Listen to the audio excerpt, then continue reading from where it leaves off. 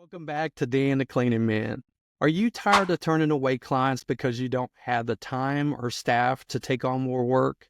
What if I told you there's a way to grow your cleaning business without hiring a single full-time employee while keeping your overhead low and your profits high? So stay tuned because I'm about to show you the secret strategy smart cleaning business owners use to scale. Managing full-time employees, then this video is for you. Today I'm going to break down how you can use subcontractors to grow your cleaning business efficiently, profitably, and with less headache. Let me start by asking you a question. Have you ever felt like your business has hit a ceiling? Maybe you've had to turn down new clients because you simply didn't have the capacity to take on more work. Or maybe the idea of hiring full-time employees feels overwhelming because of the costs, paperwork, and potential for turnover. Well, you're not alone. These are challenges almost every cleaning business owner faces at some point. But here's the good news. Subcontractors could be your solution. With the right approach, subcontractors can help you take on more clients, increase your profits, and keep your business lean and agile. So let's dive in. First, let's talk about what subcontractors are and why they can be such a powerful tool for growing your business. Subcontractors are essentially independent contractors who perform specific jobs or tasks for your business. They're not employees, which means you're not responsible for things like payroll taxes, benefits, or workers' compensation in the same way you would be with employees. Instead, you pay them based on the work they complete, usually per job or per hour. This setup offers a lot of advantages. For one, it keeps your overhead low. You're only paying for work that gets done, which means your expenses stay proportional to your income. And because subcontractors are typically self-employed, they're responsible for their own equipment, insurance, and transportation, which further reduces your costs. Another big advantage is flexibility. If your business is seasonal or if demand fluctuates, subcontractors allow you to scale your workforce up or down as needed. This is especially valuable in the cleaning industry, where demand can vary significantly throughout the year.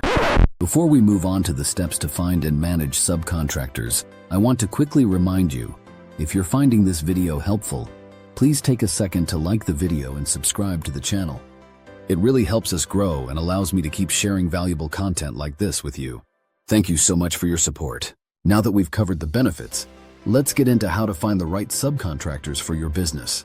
The first step is identifying what kind of help you need.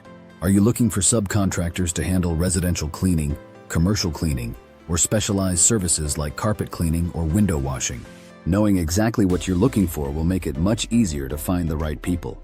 Once you know what you need, it's time to start your search. There are several places you can look for subcontractors. Local job boards and classified sites like Facebook can be a good starting point, but don't overlook platforms like Indeed or even satisfied potential clients. You can also reach out to your network. Sometimes the best subcontractors come through word-of-mouth referrals. When you're posting your job listings or reaching out to potential candidates, be clear about your expectations. Describe the type of work they'll be doing, the pay structure, and any qualifications or experience they need to have. This will help you attract candidates who are a good fit for your business. Once you start getting responses, the next step is vetting your candidates. This is crucial. Remember, these subcontractors will be representing your business, so you want to make sure they meet your standards. Look for people with a track record of reliability and professionalism. If possible, ask for references from their previous clients or employers. And don't forget to verify that they have the necessary insurance and certifications for the work they'll be doing. Once you've selected your subcontractors, it's time to onboard them. This is where you set the tone for your working relationship and ensure they're set up for success. Start by providing them with a clear outline of your expectations. What kind of work quality do you expect? What's your process for scheduling jobs? How should they communicate with you and your clients? Be as specific as possible to avoid any misunderstandings down the line. It's also a good idea to provide some basic training or guidelines, even if they're experienced.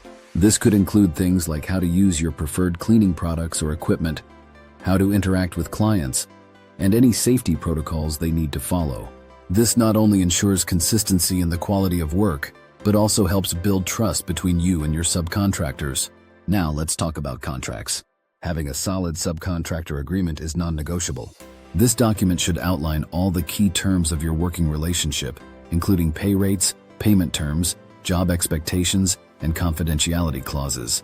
It's also a good idea to include a non-compete clause to protect your client relationships. If you're not sure how to draft a subcontractor agreement, you can find templates online or consult with a small business attorney. Once your subcontractors are onboarded and working, the next step is managing them effectively. This is where some business owners struggle, but it doesn't have to be complicated. Regular communication is key. Check in with your subcontractors to make sure they're happy with the work and that there are no issues. At the same time, keep an eye on the quality of their work by asking clients for feedback and occasionally inspecting jobs yourself. Another important aspect of managing subcontractors is timely and accurate payment. Make sure you're clear about how and when they'll be paid and stick to that schedule. This will help you build trust and maintain a positive working relationship. Finally, let's talk about scaling your business with subcontractors.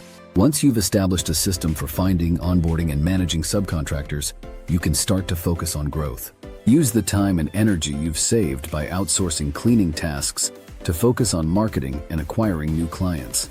With a reliable team of subcontractors in place, you'll be able to take on more clients and grow your revenue without stretching yourself too thin. And remember, growth doesn't have to mean sacrificing quality. By setting clear expectations, maintaining good communication, and holding your subcontractors to high standards, you can scale your business while still delivering exceptional service to your clients. So there you have it, a complete guide to growing your cleaning business with subcontractors. If you found this video helpful, make sure to give it a thumbs up and subscribe for more tips on building a successful cleaning business. And if you have any questions or want to share your own experiences with subcontractors, drop a comment below. I'd love to hear from you. Thanks for watching, and I'll see you in the next video.